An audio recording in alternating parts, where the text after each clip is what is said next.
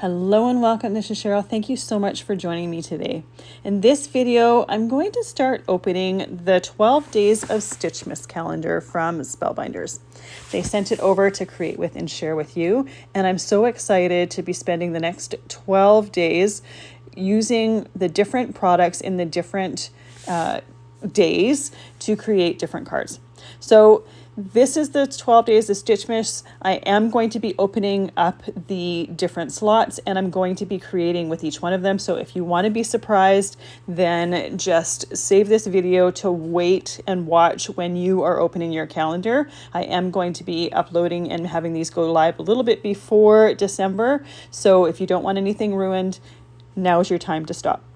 So before I open the door for day one, I'm just going to share with you the add-on kit. There is a package of gems, a package of pearls, there is a coordinating stamp set to use, as well as some needles and a variety of different embroidery flosses. There's also some cardstock. We've got a sheet of brushed gold and brushed silver, as well as a variety of several different solid cardstocks. And these are nice, sturdy cardstocks, perfect for die cutting your Stitchmas dies and stitching with them. And I love the fact that there's a nice variety of colors, so you can get really creative with your color choices when creating with these Stitchmas dies.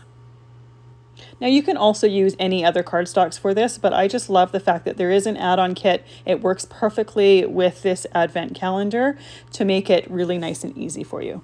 So without further ado, let's open up door number one. And what we have, and I love the fact that they put a picture of it right inside the door so you can see exactly what it is when it's finished. It's a snowman stitching die. Now, I think crafty advent calendars are a fun thing because the Christmas season gets so busy with so many other things that it's nice to be able to just pause for a little bit and create something. And these Stitchmas dies are not super complicated, but you can take some time and get creative. So with this die set, we have the snowman outline, the little stitching insert. There is a hat outline die and an insert. There is a scarf, and then there's a die for the arms. There's also one that you can take and turn these pieces into ornaments if you would like. So off screen, I die cut the silhouette for the snowman as well as the hat. And I've also done the scarf and the arms. And let's go die cut the pieces with the stitching in. So I take the outline die, I tape it down to my cardstock, and then I put the stitching insert and I tape that in place. I want to make sure that it's not going to move on me when I am putting it through my die cutting machine. And by taping it into place, I can definitely ensure that it's not going to do that. Now, with this die having two different pieces to it, an outline part as well as a stitching part, if you wanted to create with it but didn't want to do the stitching, you also have the option of creating a snowman without that stitched center. And I love the fact that they are in two different pieces, so it gives you more options with this die set. So now we have those stitching pieces cut out of the second layer. I did 2 layers for each of these pieces because once I'm done stitching, I want to put a solid layer on the back. It's going to give a little bit of extra dimension, and it's also going to give me a solid piece of cardstock to use to glue down when I want to glue this down on my card. For my snowman, I'm going to use the white floss that came in the add-on kit, and I'm just cutting a length of it. I'm going to thread my needles. The needles also come in the add-on kit. I put the 2 ends of the floss together, trim them so we've got nice even edges. I moisten the edges to thread my needle.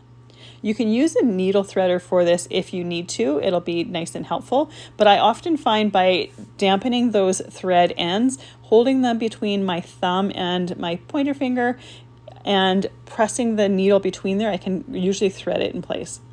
When I start to stitch, I like to use just a tiny piece of Best Ever craft tape to hold the ends of that thread in place. And then I work from the outside of the snowman to the inside. I'm holding with 4 different fingers from my left hand my piece of cardstock. I want to make sure that the stitches are nice and taut. I want to make sure that they're not so tight that they are crumpling my cardstock or bending my cardstock. And by having all 4 fingers or 4 fingers from my left hand, I can make sure that that cardstock stays flat, and I can also hold that thread outside of my way so that I can prevent some knots. These stitching dies are really nice and easy to do, so it's not something that's super challenging, but it's a nice way to just pause and get a little bit creative and create a quick project. I'm going to use this one to create a card, but I think it would also be very cute to make a gift tag with it. And it'd be a great way to use these dies to create gift tags for the season. You can get creative and use them for something that you're going to use for the Christmas season. So I did find as I was going around this that my thread was spinning and twisting just a little bit. An easy way to get that to untwist is to hold your cardstock with the other end of the thread on it and let that thread hang with the needle at the bottom, so then it automatically untwists and it makes it a lot easier to do the remaining stitches. Once I am done doing all my stitches, I'm taking another piece of that Best Ever craft tape and just taping those pieces behind. By taking this piece now and gluing it onto a solid piece, it's just going to secure those threads even more, as well as give that piece some extra dimension. Now I put my glue on here, but one thing I wanted to do before putting those 2 pieces together is I want to get a piece of black cardstock and just cover those holes for the eyes and make the snowman's eyes black. Now I'm using a Barely Art glue here. It's a nice liquid glue. I've got it in a fine tip bottle, so I can use just a tiny little bit, but I want to make sure that I have enough glue covering it so that those 2 pieces will glue together. Because of the dimension from that thread on the back, I found that it was very helpful to use a pair of reversible tweezers to hold those pieces together. I usually use an acrylic block and it worked well for just the head part, but for the body part with that extra thread behind there, those tweezers became invaluable.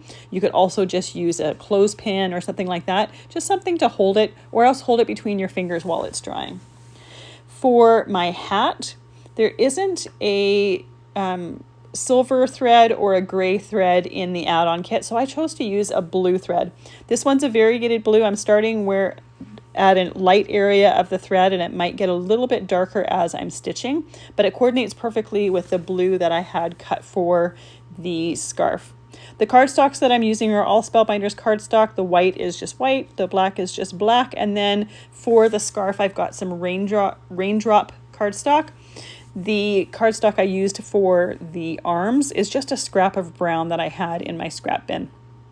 So these pieces are nice and small that they're perfect for using up cardstock scraps as well. Now both of these have very simple stitching patterns. There's just a hole in the center and then holes around the outside. So it takes very little effort to know exactly which hole to put it in, but I do make some mistakes along the way. Because the holes are big enough, it's easy enough to thread my needle right back up the hole to remove it and fix my mistakes. So when I have done that, and I think I did it twice on this hat, it was very easy to fix. I'm still holding that hat, the cardstock hat, in my left hand nice and taut, just to make sure that it's going to stay flat while that stitching is done. Forgot to mention that I'm using 2 threads or 2 strands of this blue thread here, and I used 2 strands of the white thread. The white thread I did find after I was done stitching that it ended up being thicker than the blue thread ended up being. So if you don't want it quite as thick, you could just use 1 thread of that white piece. Once the stitching is done on the hat, I also used another piece of the Best Ever craft tape to tape that thread end in place, and then I'm using that Barely Art glue to glue those pieces together. This piece I did hold in my hand for a few moments, and then I just put it under my acrylic block, and it was enough to hold that in place. I found the tweezers were really necessary for the snowman because of the thicker thread, but not as necessary for the snowman hat. Any of the areas that didn't stick the first time, I just put a tiny little bit more glue on there and then put my tweezers on there to hold that in place. I happen to have a second pair of reverse tweezers, so I put that on another area and let that dry. While that was drying, I'm going to take these pearls here, and I wanted to create an orange one for the snowman's nose. With the arms die, there is a circle part that you can use to make a nose for the snowman, but I thought it would be fun to have a little bit of dimension. And then I chose to use a black Copic marker to create some black ones for little stones on the front of the snowman body. You could also do a couple for the eyes if you wanted to give the eyes some extra dimension. You do need to use permanent markers with this. Dye-based markers would not work. And you can see when I'm touching them that ink does not transfer. This method of coloring these pearls works as well with gems. So I'll often get gems that are very neutral in color, because if I ever want a specific darker color, I can always color them and customize them to the project that I'm working on. In order to add them to the snowman, I'm just using a die pick to pick them up and put them on the snowman. I would actually definitely recommend doing this later on in the card making, because when you're gluing pieces down, it's nice to have a flatter area so you can put an acrylic block or something heavy on it to hold. With those pearls on there, it makes it so that you can't do that. It makes it so it's a little bit too bumpy. I have a blue cardstock mat, or a light blue cardstock mat here that I put on my card base, and I set that aside to dry. And then I'm taking the stamp set from the add-on kit, and I'm going to use one of the sentiments from that for this card. Anytime I use a new stamp set, I like to take a white eraser and I rub it along the stamping surface of that stamp. It takes off any manufacturing residue, and it helps that stamp take the ink a little bit better. I'm going to use my Misty stamping tool in order to help me stamp this. This way I can position it once, and if I need to stamp the image a second time, I can just ink my stamp again and then stamp it once again, and it'll have perfect placement. I had my stamp and stick, or stick and stamp mat in there. I wanted my grip mat, so I just replaced that in there. This is going to grip it nice and snugly so that it's not going to move on me while I'm doing my stamping. I'm using some weathered wood distress ink, and even though I got a good stamping that first time, I wanted my ink to be just a little bit darker, so I inked it a second time and then stamped it. This piece is going to be a little bit of snow for the bottom of my card, so I'm just going to take some scissors and I'm just going to create kind of a wavy line to create the look of snow.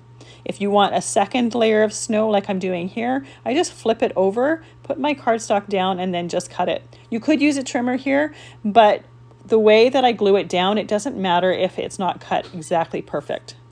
After I've added the glue to the back layer, I'll put it down on my base, but I'm going to put it up about 1/8 of an inch. Then I'm going to glue the second layer down. That's going to cover that end, so you're never going to see if it wasn't exactly perfect.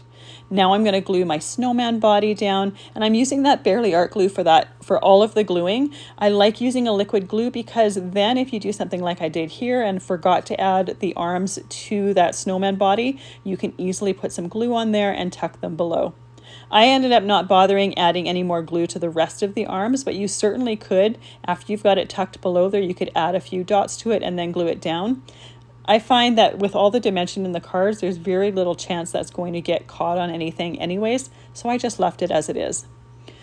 Then I glued my hat down, and then I also glued down my scarf. And this is where normally I would put an acrylic block on there to hold it down, but once I put my block down there, it didn't even touch that scarf, so it wasn't going to hold anything down, so I needed to use my fingers to hold that down. Not normally a huge deal, but just a recommendation that if you wanted to use an acrylic block to hold it down, to wait to add those pearls to it. I'm going to use the gems that come in the add-on kit, and this one is the aquamarine color. And I'm going to add just a few little dots in the background as if it was snow, even though snow isn't this aquamarine color. But it's a nice way to add a little bit of texture and a little bit of sparkle to the background. You could also, if you have a stamp that is a snowflake, it would be nice to use a snowflake stamp for that background as well, or even a embossed snowflake background would be pretty for this. I kept this one very, very simple, but you could certainly get a little bit more elaborate if you want. The last touch I wanted to do to the snow is I'm just going to add just a thin line of stickles to add a little bit of sparkle from that glitter. And you could even use that stickles to dot it in the background to add some snow or add some glitter snow to that background for a little bit more texture. This is my first card for day 1 of the Stitchmas calendar. I can't wait to see you tomorrow, where we go and we will open day 2 and create something with that one. Thank you so much for joining me today. I really appreciate you being here, and I'll see you tomorrow for day 2.